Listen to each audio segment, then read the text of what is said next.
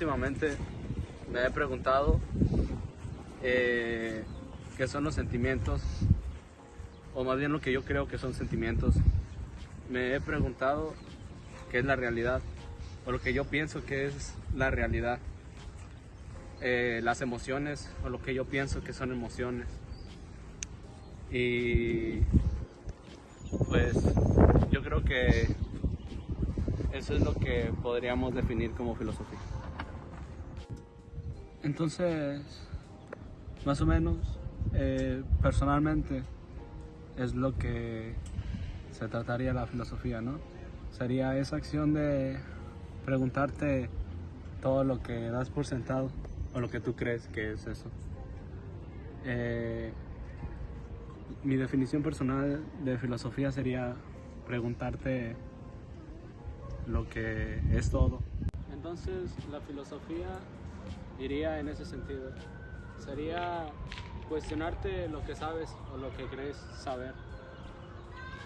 Y se empieza desde una pregunta y tratas de responderla usando la lógica, pero es imposible responder todas las preguntas. Porque esa pregunta no la vas a poder responder, entonces te va a llevar a más preguntas y va a ser un círculo vicioso que nunca se va a acabar.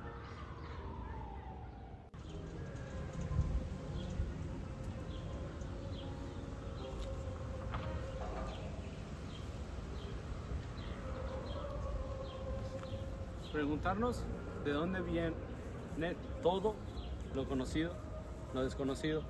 Preguntarnos de dónde venimos nosotros, hacia dónde vamos, por qué estamos aquí. No son preguntas nuevas, porque han estado desde los inicios de la historia de la humanidad. Las primeras respuestas a estas preguntas se podrían encontrar en la mitología, donde nosotros como humanos nada más éramos doblegados por la voluntad de los dioses y ellos controlaban todo lo que nos pasaba. También era un mundo lleno de magia y de monstruos, de semidioses. Entonces todo se regía por ellos. Entonces así empezó el pensamiento racional y crítico con los primeros filósofos que fueron los presocráticos, tales como Tales de Mileto, Heráclito de Éfeso y Parménides. Estos se negaron a aceptar las explicaciones míticas y se preguntaron el origen del universo, la naturaleza de las cosas y las leyes que lo regulan desde una perspectiva, digamos, lo más lógica y sin involucrar tanto la mitología.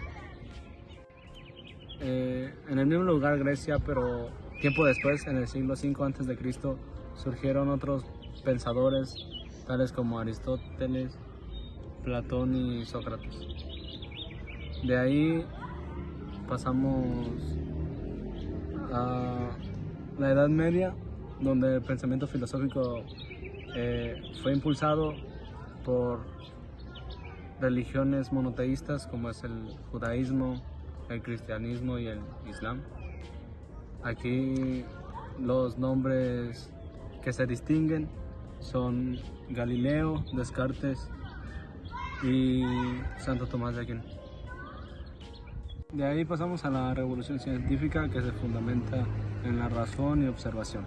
Científicos como Newton, Kepler y Galileo demostraron que el método científico basado en la observación, la experimentación y la formulación de hipótesis podría explicar fenómenos naturales de manera más precisa y confiable que las explicaciones míticas o religiosas. El hecho de pensar bien fuerte, visto desde un punto de vista científico, podría ayudarte a la formulación de hipótesis y tratar de investigar más sobre el tema con base a experimentos ya antes realizados. Y también sería un por qué existe la ciencia, porque se originó de eso, porque la ciencia es tratar de explicar cosas.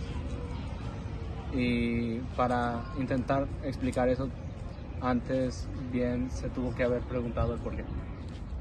Como ven, la humanidad ha evolucionado a tal punto que hemos sido capaces de crear una inteligencia superior, que sería la artificial, lo que ha significado una revolución en nuestras vidas y la forma en que percibimos el mundo.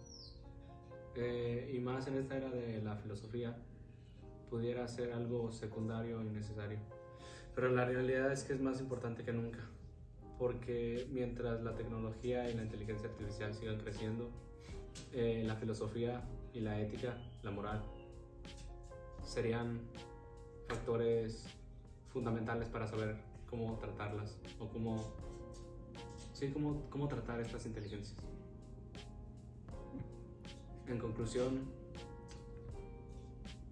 sería maravilloso que una inteligencia artificial pudiese pensar a tal punto como nosotros, pero podría ser contraproducente porque tal vez no tenga la ética y la moral tan marcada que nosotros tenemos, entonces podría ser peligroso, pero supongo que el tiempo nos lo dirá.